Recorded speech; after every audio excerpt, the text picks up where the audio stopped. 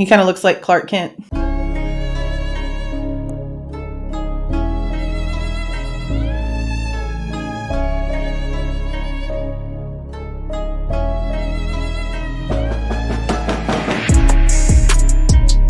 Hey guys, this is Jules with True Crime Reactions. Disclaimer. Everything stated in this video is my opinion and my opinion only. And just like everything else in these cases we discuss here on this channel, everything is alleged. Okay, so this is going to be the network interview that Steve did with Ashleigh Banfield. I say it that way because he also went and did another interview with her on her more personal channel that she has here on YouTube. Now, I'm going to go back and have to listen to the whole thing over again, which is honestly just depressing because she asks him so far the exact same questions that she asked him in this network one. And it literally starts with, I always think about how the families are when information comes out or documents come out. Do you guys get a heads up or whatever? So Steve is having to answer these questions twice. It's honestly interesting because I wonder which one came first. I'm going to assume that the one where she's changed her shirt and put her hair up and Steve has taken off his Clark Kent glasses is the one that was done after the network one. So it's just interesting to watch because, again, it's the same questions. So he's having to answer them again as almost like it's the first time. It looks honestly uncomfortable. Yeah. I say all of that to say this. If it's going to be pretty much the exact same stuff, I'm not expecting there to be all that much to talk about. So the review video on that one's probably going to be really short because, again, I'm only going to talk about anything that he might answer differently than he does in the network one because the questions are so similar, or if he gives any, new details. Now, the one that was posted previous to this is whenever him and Christy went over on Chris McDonough's channel, The Interview Room. If you haven't seen that review video yet, it looks like this, and the link for it will be down in the description box. After the next Ashleigh Banfield one is done, because it's going to be so short, I'm going to go back and finish reviewing the rest of his very long and detailed interview with Daniel over on Drunk Turkey. We've done 2 parts of that one so far. I don't want to do it in pieces the way that I can do this one because, again, there's so much that's said. It's a completely different vibe, a completely different Steve over on that channel than it is on Chris McDonough's channel. And I guess the Ashleigh Banfield Steve is sort of like an in the middle, but he's still really reserved. Over on Drunk Turkey, he's not reserved at all. And he just says a lot of stuff. So I'm not going in to prove him wrong or do anything. I just want to make sure that if he's out here saying certain things, that it's facts. Regardless, okay? It needs to be factual information that he's out here speaking. I don't care what he's talking about, honestly, as long as it's true. It needs to be the facts. If he's out here giving a lot of false information, which has already been proven plenty of times, how is that doing his daughter's case or the other victims' cases here any justice whatsoever? How is that doing the other families and how they're handling this? How is that helping them? How is any of this even helping Steve? Really think about it. None of this that he's doing is helping him mentally in any of this. You can tell by how uncomfortable he is to really be honest with the way that he feels about certain things. Because again, it's a completely different dynamic on certain channels when it comes to the way he feels about the way that things are going and the next steps that are going to be taken. Watch the videos, you'll see. Okay, that's enough. Let's go ahead and roll this one. And I often stop and I think about you and the other parents and whether you get a heads up that this stuff is coming. Now, she went over the judge's order regarding the text messages and the 911 call just prior to this. We went over that in a live a few nights ago. We probably are going to end up going back over the details of the 911 call because the way that the judge's order came in, it's almost as if the same situation is happening twice. We've actually been talking about it a lot lately because Jennings mentions it this way in court. The judge now mentioned it this way in his order, and it's not adding up to what we've sort of already been told. So what we've been told is that them discovering Xana and Ethan after calling Hunter over to get Xana's door open is what prompted the 911 call. But the way that the judge just described the discovery that led up to the 911 call is completely different than that story. Okay, now guys, before we get too much further into this video, I need to introduce you guys to this channel's long-standing sponsor, Aura. Aura is sleek, top-of-the-line protection against your personal information being just out there all willy-nilly for anyone to be able to access. They help you remove your information from these nasty brokerage sites. They help you monitor your credit. They help you protect your location with their VPN service. They help you keep track of what your kids are doing on the internet by using their great parental controls. You get really quick alerts anytime any of your information does get leaked. And I'll tell you something now. When my information was leaked, my social security number, it took months and months before the company even told me anything. And I'd actually signed up for Aura and was instantly alerted. Literally within like 30 minutes, not even 30 minutes of signing up, I had the alert. It can take anywhere from 9 months to a year before these big companies even alert their customers that their information's been compromised. That's giving the bad guy way, way, way too much of a head start on using your information for no good. And it's not just your information as an adult that's at risk. Your child's information, their date of birth, their social security number, that stuff can be hacked and used too. And Aura allows you to be able to track and keep all of that completely safe. Signing up is so easy. And if you just click on the link below or go to aura.com/Jules, you'll get 2 weeks free so that you can sign up, see exactly what's going on with your information. This is a great tool for you to be able to take control of your information. I always say that every little thing about you is worth millions to everyone but you. You might as well do everything you can to make sure that they don't get their dirty hands on it. So again, that's aura.com/Jules, aura.com/JULEZ to sign up and try this for free for 2 weeks on me. I promise you, it's worth it.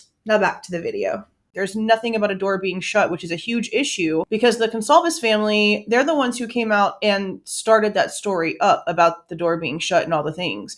So we really do need to go back and relook at the timeline that led up to the 911 call in that way, like just in that, I guess, like 10-minute time frame of them getting there and everything that ended up happening, because it's really confusing right now. And obviously, we still don't have all of the information that we need to do that, but we can at least clear up what we do have right now. You have someone who sits down with you and goes through it and helps you to sort through it. How do you receive this kind of information? We normally get an email beforehand. We work back and forth. I don't think either party really had an understanding of how to really construct something where you can share information, but not too much information. But the communication's gotten a lot better. I've really grew to like these guys. I mean, I really care about that those people and all the work that they've done.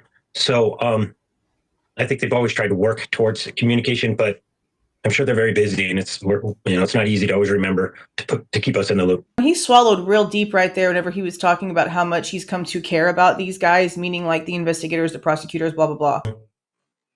I don't believe that at all. At the same time that he's saying, oh, we usually get an email before stuff comes out, he's also saying, oh, I think that they maybe wanted to try to communicate better, but it's really just not happening. They might get an email saying, hey, this public filing is coming out, and they might get to look at it ahead of time before we get to see it. Or they might just get told, hey, this public filing is coming out, and they're watching the public website the same way that we are. It was a surprise to me, Steve, to hear this detail that Bethany got a glimpse down the hall of what now appears to be Xana's open bedroom door, and Xana lying inside that bedroom door, ran downstairs to Bethany's room. And then at one point, Bethany also saw that same image. It's flummoxing to think that they called friends, they called 911 before anybody sort of went to investigate what was happening in that bedroom with the door now open. We always assumed that it was closed and they couldn't get past it.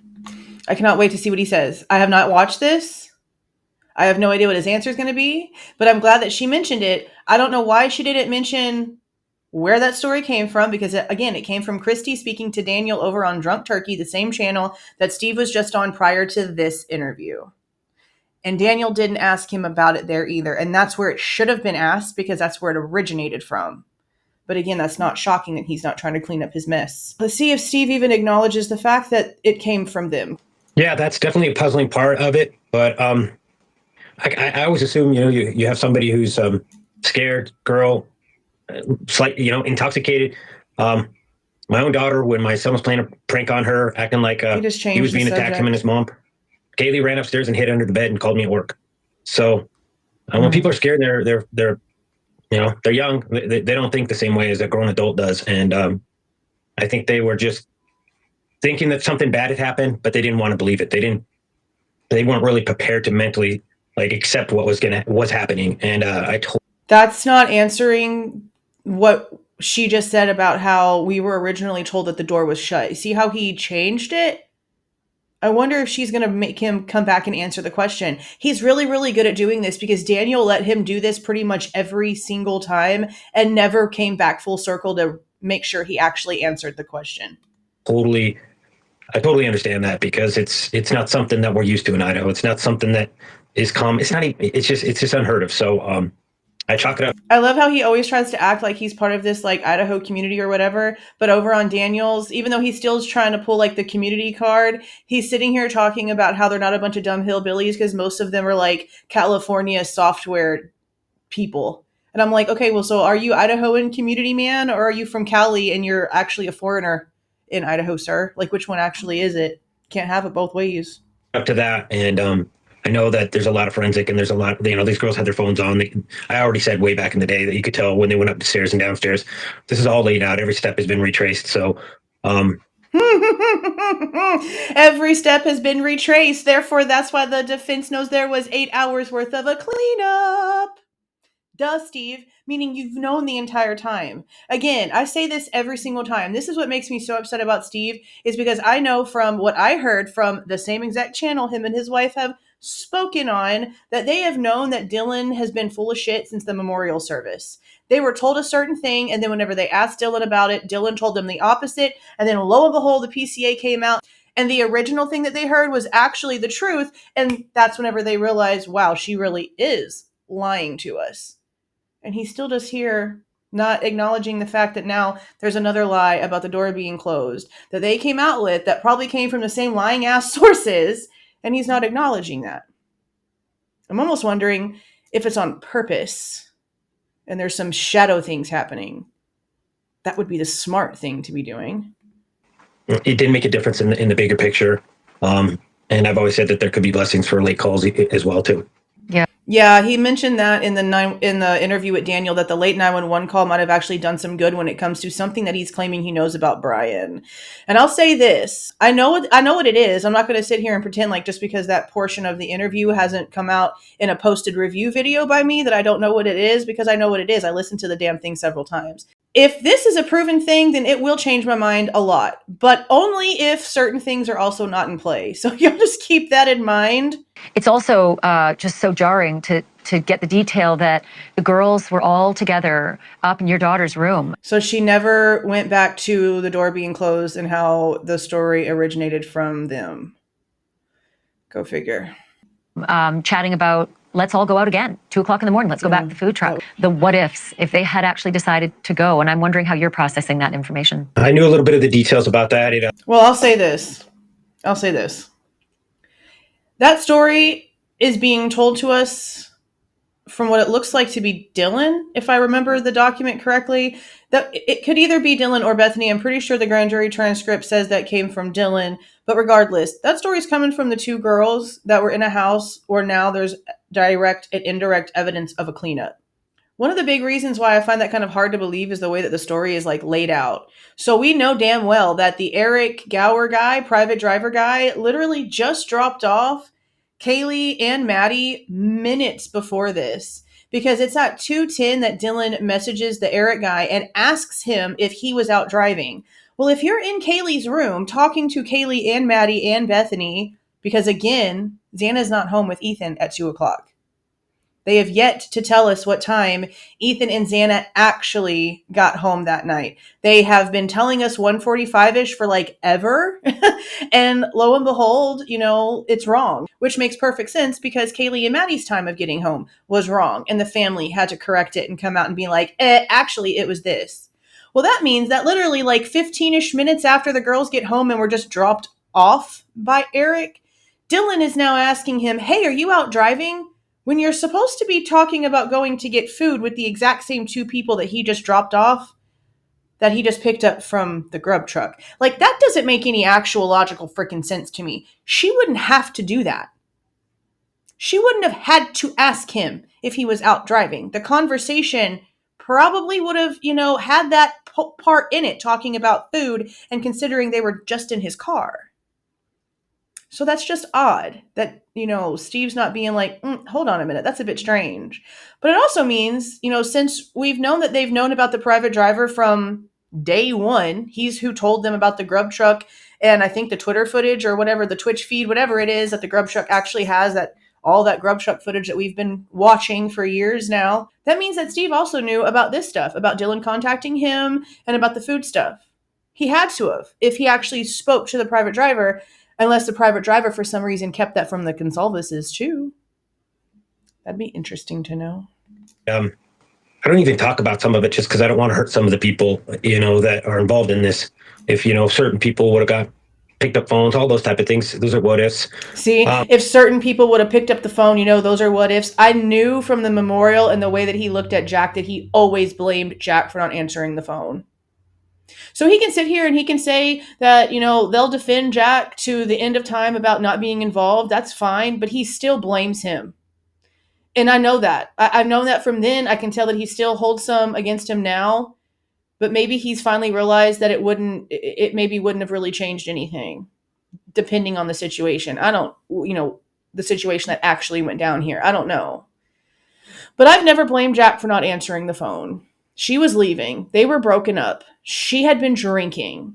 He knew how drunk she was whenever he saw her at the corner club. He probably just didn't want to deal with his drunk ex-girlfriend calling him a million times in the middle of the night, if it was that innocent. Because again, that's one of those things that whenever Daniel tried to ask about the proof of life of Kaylee in that situation, he did not confirm something that they had already said about there being a voicemail left. He danced around it, pushed it off to Christy and Olivia, and then changed the subject, which is interesting. So, yeah. But I think what it really goes to your audience is these girls were best friends. And even the last moment. What really goes to your audience is that these girls were best friends. What a strange way to put things. My daughter and Maddie's, they were surrounded with friends and they were in their beds. So just keep that. They were in their beds? So is that them finally acknowledging that they were not in the same bed together? Because I really don't feel like that was the case. I mean, I've kind of always felt that way. That in mind, because there's going to be probably some people are going to try to drag these surviving people through the mud. And up to their very last moments, they were hanging out with these, the people who passed away, planning on doing something fun. And my daughter came down there to hang out with one of those girls. And that's the reality of it. That's the truth of it, not some of the speculation that you're going to eventually hear about. That you're going to eventually hear about. So you mean that there's going to be other crazy crap come out that we haven't already been talking about over the past 2.5 years? Based off of what, Steve? Please do tell us what exactly it is that you're referencing right here. Because what? Come out, meaning new. That's going to be some wild shit. And this is also kind of like some crap because the story is basically going that she texted the Eric guy at 2:10. He responded at 2:13. And then the story goes is that they eventually just decided not to even bother to go out and get food. But they also apparently didn't bother to order food in either. And that whole story is just really freaking odd because we do have the DoorDash order. We do have food involved in this case. And it's Xana and Ethan that they're putting that on. And they weren't even there when the discussion of food was even happening around 2 o'clock in the morning. So there's that in itself. But I also don't know if them leaving to go get food at 2 o'clock and then coming back, if the state's timeline is accurate, would have mattered. I mean, maybe it would have. But then again, even if it would have been more of like the 3 o'clock-ish time frame where, the Banfield situation and the frat theory all comes in, then maybe it still wouldn't have really mattered because they probably could have gotten there and back. They just maybe would have been a lot more sober at that point because they would have eaten more food and had been in a vehicle and not drinking. They would have been out and moving around. I don't know. But when it comes to, they were all hanging out together, that's not necessarily true because we at least know that Dylan is claiming to have been in her room around 3:20, or at least that's what they're trying to claim. And again, if they've got the phones that show all of the movements and all the things, and that's where that's coming from, then cool, fine, I'll let you have it. So let's say she was in her room at 3:20. She's still wide the frick awake doing something. 30 minutes later, adding a brand new contact to her cell phone. And then, of course, we know the DoorDash shows up 8 minutes later at 3:59. So they weren't really all hanging out. It seems like they had all dispersed at that point and probably had been separated for well over an hour or so. I mean, I get what he's trying to say, but this is also, again, like stories coming from the two people that are here to tell the story. And asking dude if he's driving and him just being like, yes, I'm driving, doesn't really necessarily mean that it's about trying to go out to get food. Because again, if you're standing in a room with the two girls who were just in that dude's car who just brought them home, you know he's driving. So if that's the question that she asked him, was it really about food? Or was it about something else? Because that just doesn't make sense. That doesn't math to me. Yeah, and shame on those who have cast aspersions on these two surviving roommates who Blah, blah, blah. have been to hell and back. They're still there. They're not back. And how anyone could set upon them. And how do you know, Miss Mia? How do you know? Everything about them two is being kept so freaking quiet, and Bethany doesn't even want to come back and help testify to make sure that this dude who apparently took her friends' lives is put where he belongs. There's a reason, right? There's a reason why she doesn't want to come back and testify. There's a reason why Dylan is claiming she doesn't recognize him. So even though they might be, feeling some kind of way, maybe, her not coming back doesn't tell me that she's really caring too much. Unless she's not coming back because she's scared she's going to go to jail for something, or because the real people are out there and she doesn't want to get got. Is that what it is? I mean, seriously, serious freaking question. If that was really you, if that was you and you were Bethany and you knew that they got the right guy that put you through all of this trauma and that you knew that you had the entire world behind you, okay, this is not something that you're dealing with by yourself and no one knows the situation besides your close friends and family and like the local people, okay? No, the entire freaking world. Would you just fight showing up? Would you fight testifying against the guy who took 4 lives out of your life that apparently meant something to you, that gave you a scar mentally that no one can see that you're going to have to carry for the rest of your life? Would you not go knowing you had the world behind you to support you? Seems a bit strange that she's fighting it so hard. There was something that you mentioned, I think a couple of days ago in an interview that sort of stood out to me. And that was that. Do you mean the one with Daniel? Probably. I think you had a chance to speak with the coroner and got a detail about one of the injuries that your daughter suffered at the hands of this killer. I think it was a punch to the face. Can you tell me what it is that you learned? I don't go into all the details on it because I want the court to bring it out. I want them to do it. But yes, I feel 2.5 years. The defense has a strategy to have everybody forget. And I'm here to make sure they don't forget. So when I do have to let stuff out, it's because I don't want people to forget that we have a monster. And yes, he one of the girls was a little more intoxicated. He was able to go after that. Maddie May first. And my daughter woke up and he struck her multiple times and broke her nose. And yeah, and there's a little bit more details to that, but I leave that to them in case that's something pertinent for them to know and to let them release it. But I'm not going to let anyone forget about what this monster did. And I'll leave it at that. Okay. I'll say this real quick. I haven't seen these, but the person who told me this tells me stuff all the time, and I've never seen any of it been proven wrong. And I'm sure that if I went and checked the Facebook group right now, I'd probably find it. Now, this next portion I'm about to say, I mentioned in the live that we did this past Thursday on May the 1st, and I had quite a few people in my chat that are part of the Facebook group where this was mentioned, and several people verified that they did see what I'm about to say being posted by the family. So with that part being said, this is what I'm about to say.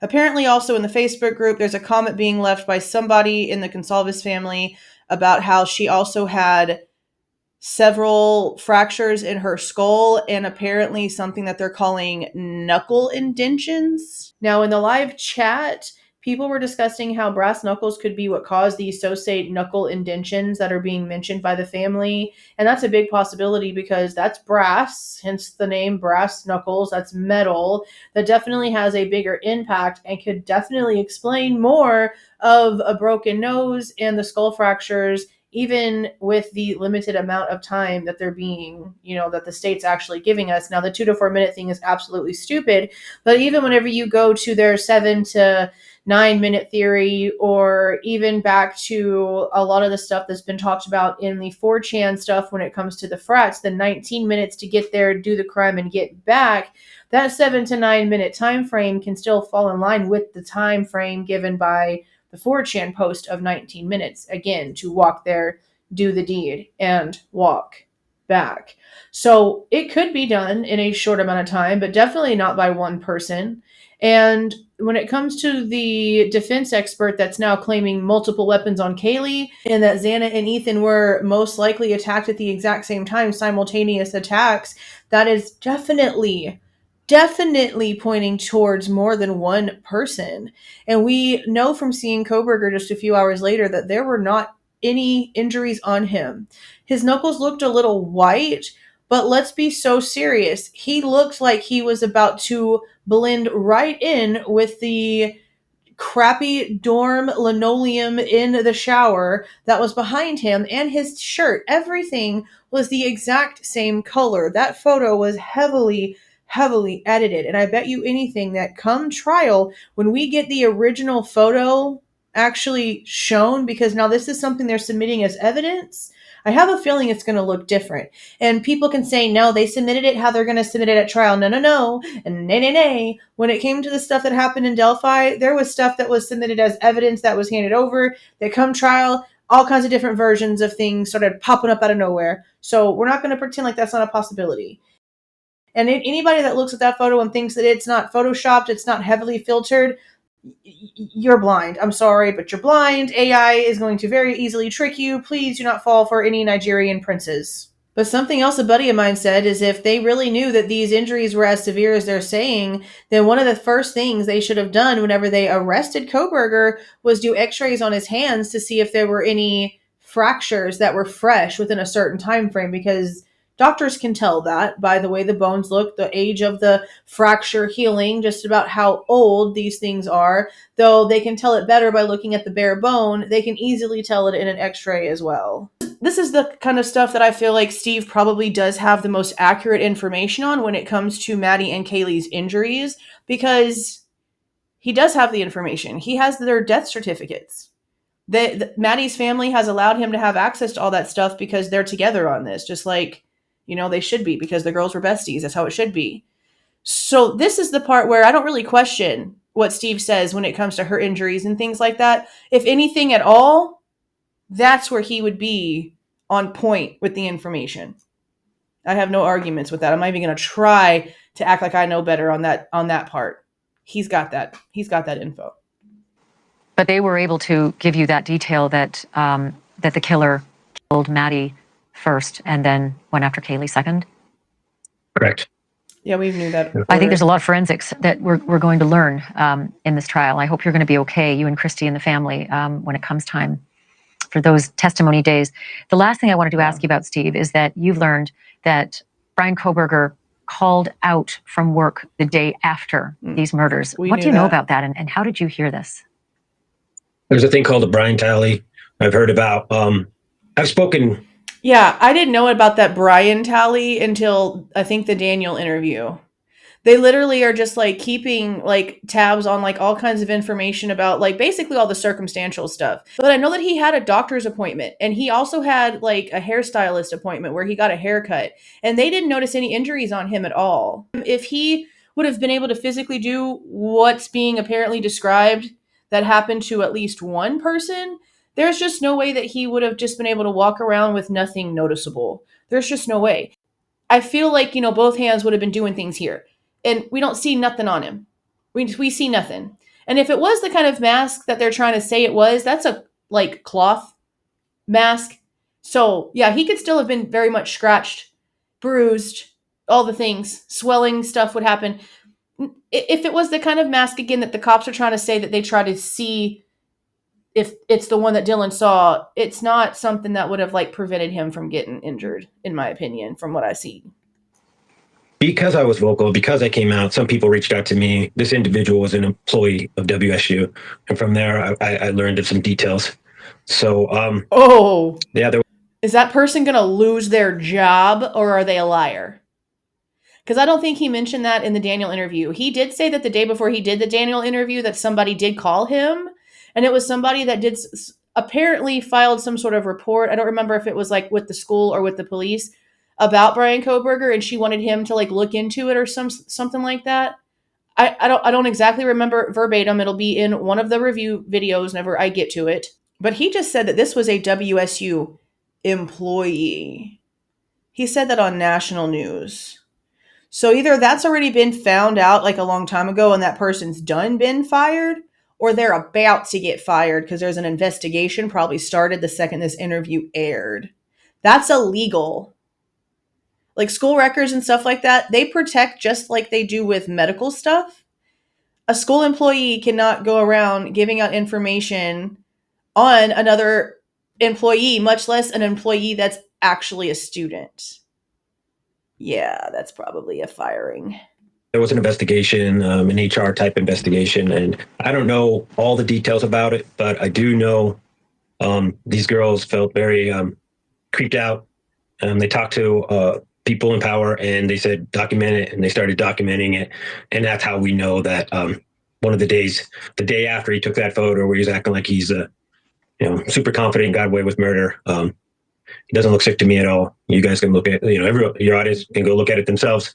And I heard that's the only time he ever called in. He doesn't look sick to you at all. I mean, according to y'all, he's pasty as hell. But then again, you can tell by looking at it that they hella filtered this thing. Okay, I wanted to clarify this because I myself wasn't really all that sure what the timeline was for his doctor's appointment and how it correlated with November the 13th. Now, the article that I found over here says that he actually went to this doctor's appointment 4 days later, and that it was a receptionist at the office who apparently talked to somebody at the Insider and said that he was there, and it was 4 days after, so that would be 11/17. Now, what Steve Goncalves here is saying is that he called in after the date of the crime. I don't remember actually hearing that, honestly, to be anything that was verified. I remember hearing it in passing, which is why I reacted the way that I did, because it was something that like triggered something that I had heard before. But that's why I stopped and wanted to edit this and put this in here so I can see what the actual truth was, because I also don't remember that actually being, like I said, verified. I actually remember that being a rumor, and then also people saying that they saw him the day after, which would have been technically Monday, and that he didn't have anything on him. He had no injuries, no cuts, or anything like that. So a lot of people have been going based off of, okay, but his classmates said he didn't have any injuries on him the day after this happened, so how could that happen? To, oh, he called in, that's mysterious, oh, that's suspicious, he didn't go to class. Okay, so what it seems like here, from what I'm understanding, where this information actually came from was another PhD student that didn't like Kohberger. The same one that had gone to the supervisors and apparently reported him. This same one that they're claiming he had a crush on, that he repeatedly asked out and kept staring at and made uncomfortable and all the things. Remember, just like Steve said, and just like I said, yes, he's right, there was an investigation at WSU, and just like we found out in court, what is in a document that is court record that has proof to back it because it's official record is that he was found to have done nothing wrong and the investigation was over. I came across this Reddit post, and there's a comment from Initial Corner 269 that says, immediately after the murders, they reported that Bryan was in class that first day and did not have any cuts and acted normal. Now, 7 months later, Inside Edition said he didn't show up for class, so it must be true, right? I tend to believe the students that were interviewed right after, right? Because that's going to be the immediate reaction, the truth before anything can be misconstrued. I think it's ridiculous that there, again, is so much secrecy and so much up in the air about something so freaking serious, honestly, as to where was your so-say suspect the day after. We have a selfie of him I believe somewhere in the mid 10 o'clock hour in the morning, which would put it about 6 hours after the crime took place. And then he goes to class on Monday, the 14th. Everything's fine. Nothing's wrong with him. According to people that don't have a weird grudge against him, multiple students came out and reported that they saw him the next day and everything was good. We've only got this one person that doesn't like him coming out and telling the Goncalveses and telling everyone else the opposite. Just because home chick didn't see him doesn't mean he wasn't there. And if she didn't want him to be around her anyway, why is she basically turning something that she asked for into something to hold against him when he was technically doing what she wanted all along, which is staying out of sight? So the whole thing is a little bit insane. But again, I wanted to put the true information in here, as true as we can get to it. But on top of that, I also saw that if the class in question had to do with Professor Snyder, which is the professor he was actually having issues with, we've had that sort of rumor going around too. And again, he was grading papers while he was in Pennsylvania. So whatever happened, he was still very much doing what he was supposed to be doing at the time of his arrest. And we've gone through all the paperwork that came out regarding that situation too. And anything could have happened in between the time of this photo and the next morning whenever he woke up. We don't know. He doesn't have anything on him. There's no injuries on him. I know that it looks really crazy, and I'm not going to sit here and pretend like it doesn't, but it doesn't necessarily mean that he did the crime. There could be a completely different reason why he got involved in this situation. I have a theory on it. It's freaking far-fetched, but not really too far-fetched, but still pretty far-fetched, but still a huge possibility. So, what did you guys think about his interview with Ashleigh on News Nation? Like I said, whenever he went over to her personal channel, so far in the interview, and again, I have to re-listen to the whole thing again so I can do the interview correctly because it's been a few days. It sounded like she was verbatim asking him the exact same questions that she was asking him on her network interview. So I don't know if there's really going to be anything even talk-worthy.